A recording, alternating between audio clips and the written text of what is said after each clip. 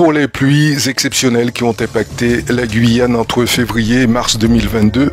Suite à cet épisode, le ministre des Outre-mer a reconnu le 8 juillet 2022 le caractère exceptionnel de ces pluies, ouvrant la voie à l'indemnisation par le Fonds de secours.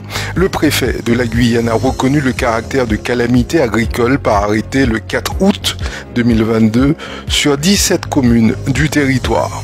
Pour la première fois en Guyane, le comité interministériel du Fonds de secours a validé l'indemnisation des dégâts, à la fois au titre des pertes agricoles et de la sécurité civile. Sur le volet agricole, le comité a validé une indemnisation à hauteur de 1 740 563 € pour 83 exploitations au titre des pertes de récolte et des pertes de fonds. Au titre du volet de réparation des biens publics, la commune d'Irakubo se voit attribuer une subvention de secours de 128 298 € afin de procéder aux réparations sur les secteurs les plus impactés par les calamités. Le paiement de ces aides par les services de l'État interviendra des engagements des crédits mis à disposition par le ministère des Outre-mer. Selon les services de l'État, je cite, cet événement majeur rappelle la nécessité d'une anticipation des changements climatiques et d'une vigilance accrue face aux risques. Fin de citation. Les Français se détournent de plus en plus du cash, d'après une étude du comparateur Panorabank que le Parisien a dévoilée en exclusivité. Le 6 juin 2023, les Français n'effectuent plus que un retrait et demi par mois, et ce pour la modique somme de 48 €. De plus, 38% des Français font moins d'un retrait par mois. Quant à ceux qui n'utilisent jamais un distributeur de billets, leur proportion a légèrement augmenté, passant de 5 à 7% en l'espace d'une année. À l'opposé, un maigre 4% des consommateurs effectuent plus de 5 retraits par mois.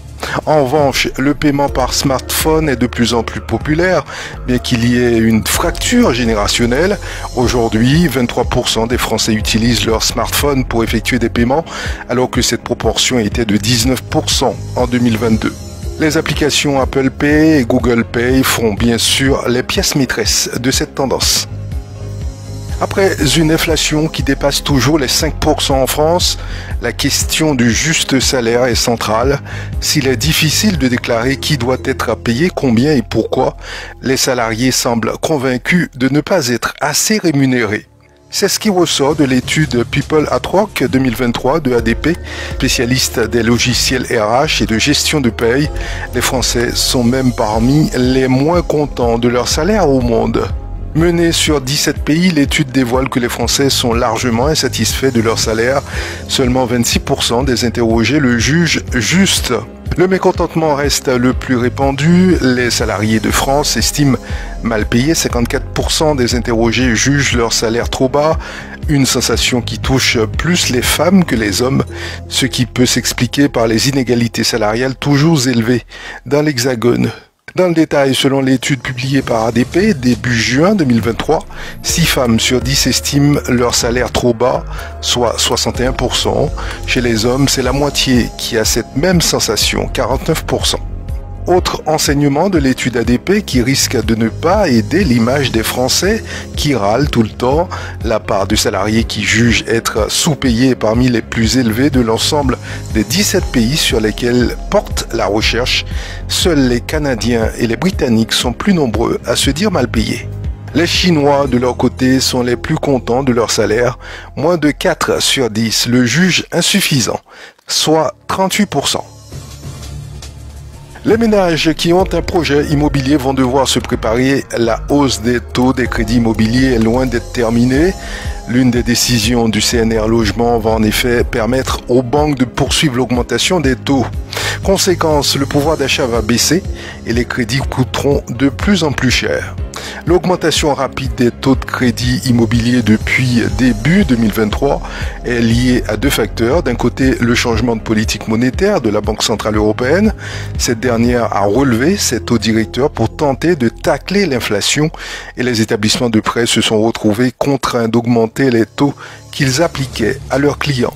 Mais c'est surtout la mensualisation du taux d'usure qui permet la hausse rapide des taux des crédits.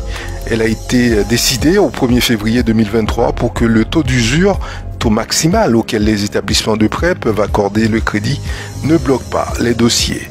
De nombreux dossiers s'étaient en effet retrouvés coincés en 2022 à cause d'une hausse des taux des crédits plus rapide que la hausse, alors trimestrielle, des taux d'usure. Or, le gouvernement, sur la base des conclusions du Conseil national de la refondation pour le logement, CNR, a annoncé lundi 5 juin que la mensualisation du taux d'usure serait maintenue au moins jusqu'à fin 2023. Initialement, elle devait se terminer en juillet 2023. Le maintien de la mensualisation du taux d'usure sur l'ensemble de l'année 2023 pourrait donc exacerber cette situation, au moins tant que les prix des biens ne baissent pas suffisamment pour compenser la perte de pouvoir d'achat liée à l'augmentation du coût des crédits immobiliers. Jusqu'ici, on le connaissait pour ses vidéos humoristiques sur les réseaux sociaux. Depuis le 26 mars, c'est avec son premier one-man show que Rodman monte sur scène. Après Paris et les Antilles, c'est à la maison devant son public que Rodman a clôturé ce samedi 3 juin la première partie de sa tournée. Pour cette première représentation en Guyane, c'est à guichet fermé qu'il a joué sur la scène du Zéphyr à Cayenne. Présent sur scène avec son acolyte de longue date, DJ Lucas, pendant 2 heures, Rodman a chanté, dansé et s'est amusé tout au long d'un spectacle drôle, mêlant avec brio anecdotes personnelles, petits moments de la vie quotidienne et sujets d'actualité. S'il n'y a pas encore d'autres dates prévues en Guyane, Rodman sera de nouveau sur scène avec son one-man show le 11 octobre en Guadeloupe au Ciné-Théâtre et le 15 octobre à la Cigale à Paris et le 25 octobre en Martinique. On pourra également le voir très prochainement dans la série Tropique criminel sur France 2.